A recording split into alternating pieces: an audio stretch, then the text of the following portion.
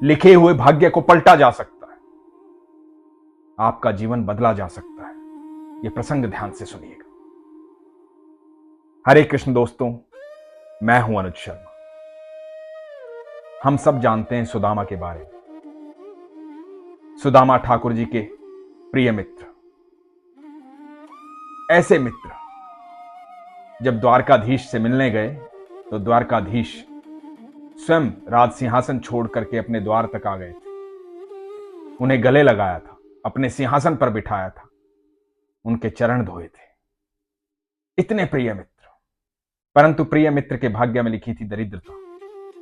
आप सब जानते हैं कि सुदामा ठाकुर जी के पास थोड़े से चावल लेकर गए थे। उस चावल का भोग लगाया था ठाकुर जी। उसके बाद जब सुदामा अपने घर गए थे, सुदामा की पत्नी महारानी जैसी लग रही थी। सुदामा का घर महल बन गया था। तीनों लोगों की संपत्ति सुदामा को मिल गई थी। सुदामा अपनी मित्रता को जानते थे, अपने मित्र को जानते थे। सुदामा जानते थे कि उसके मित्र साधारण नहीं है, अनंत ब्रह्मांड के मालिक। जब यह घटना घटित हो चुकी थी तो यमराज को बड़ा आश्चर्य हुआ। यमराज ने सोचा कि मैं हमेशा न्याय करता हूं, कर्मों का फल देता हूं। सुदामा को भी कर्मों का फल दे रहा था, लेकिन भगवान ने सब कुछ बदल दिया। विधाता ने विधि का विधान बदल दिया। यह बात तो सही नहीं है। तो यमराज इस बात से बड़े नाराज हुए। पहुंच गए द्वारकाधीश के पास, ठाकुर जी के पास पहुंचे। ठाकुर जी से जाकर बोले कि प्रभु क्षमा करना, एक बात करनी थी।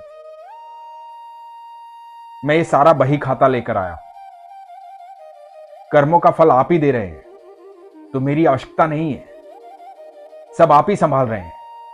वैसे भी जो आपका नाम लेता है यमलोक में आजकल उसका कर्म फल ही नहीं होता, सीधा स्वर्ग चला जाता है, बैकुंठ ले जाते हैं आप उसे।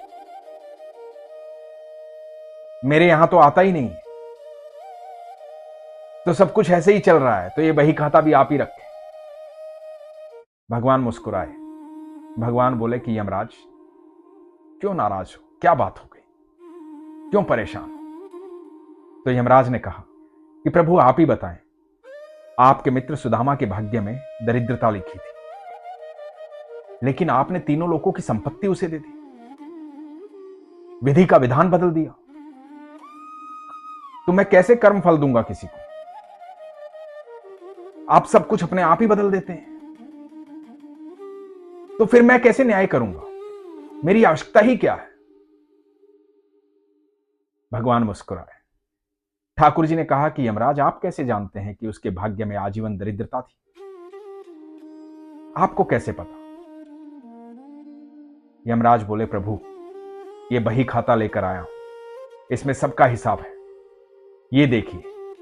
और यमराज ने खोला सुदामा का बही खाता।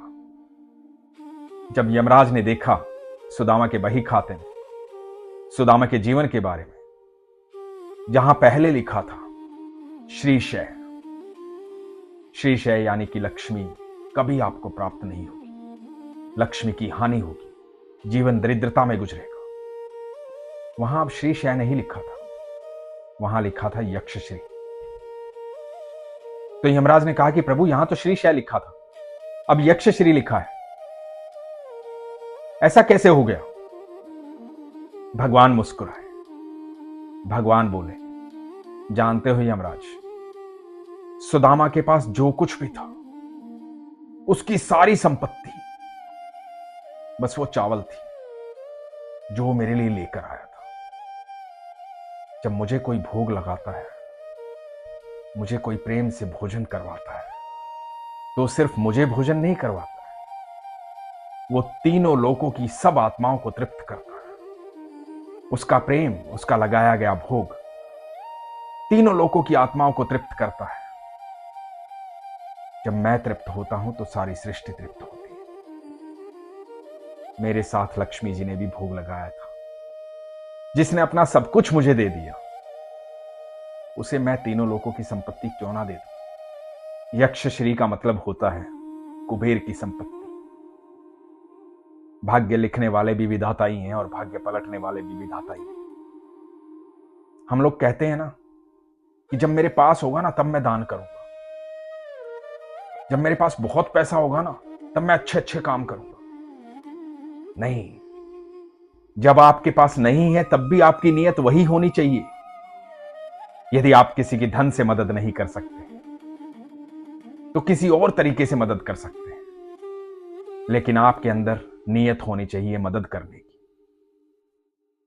जब बहुत सारी व्यवस्थाएं आपके पास ना हो तो उसका इंतजार ना करें कि व्यवस्थाएं होंगी तब मैं पूजा पाठ करूंगा, व्यवस्थाएं होंगी तब मैं दान करूंगा, व्यवस्थाएं होंगी तब मैं ये करूंगा।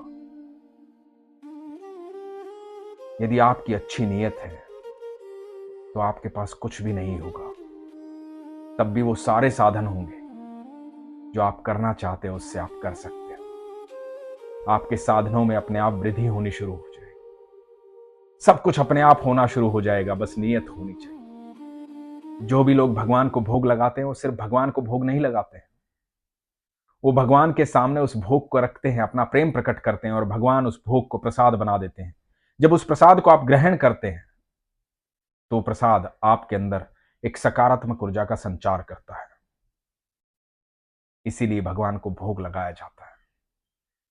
जब भगवान आपसे प्रसन्न होते हैं तो सिर्फ भगवान प्रसन्न नहीं होते, सारी सृष्टि प्रसन्न होती है। ईश्वर हम सबसे बहुत प्रेम करते हैं। मैं उन सब लोगों से यह कहना चाहूंगा जो ईश्वर को प्रेम करते हैं, ईश्वर को भोग लगाते हैं, वो अपनी नीयत को इतना स्वच्छ रखें, इतना साफ रखें, इतना ईमानदार रखें कि जिस प्रकार वो ईश्वर से प्रेम करते हैं इस प्रकार उसकी बनाई सृष्टि से भी प्रेम करें, हर जीव से प्रेम करें। जैसे वो भगवान को भोग लगाते हैं वैसे ही उन जीवों को भोजन प्रदान करें जिन जीवों को भोजन की आवश्यकता है। आप जो भी मदद एक दूसरे की कर सकते हैं वो अवश्य करें। भगवान श्री कृष्ण ने भगवत गीता में कहा है कि मैं सबके भीतर समाहित हूं, तू सबके भीतर मुझे जान।